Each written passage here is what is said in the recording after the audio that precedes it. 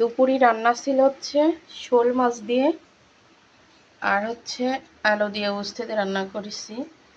আসলে শোল মাছ ঝোল কম হয়ে গেছে, একদম গামাখা ঝোল রাখিছি। শোল মাছ দিয়ে একটা বড় একটা শোল মাছ, মাত্র একটা আলু দিছি, 4-5টা উস্তে দিছি। আর এখানে হচ্ছে যে সামুদ্রিক যে মাছ, এটারই কি মাছ বল নাম জানি না, এক এক জায়গায় এক এক নামে, কি কলম্বো মাছ না কি যেন একটা, এই রান্না করেছি। আর হচ্ছে এই যে গরম গরম ভাত। এই হচ্ছে আজকে দুপুরের রান্না ছিল।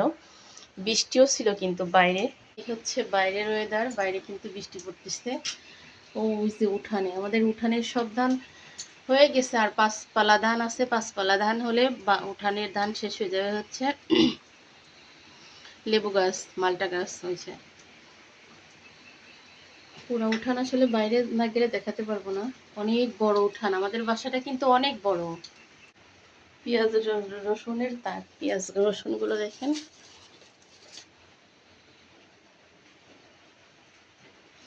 কিন্তু অনেক খাদ, এই যে এত 1 বিঘা হচ্ছে শুধু খাদ।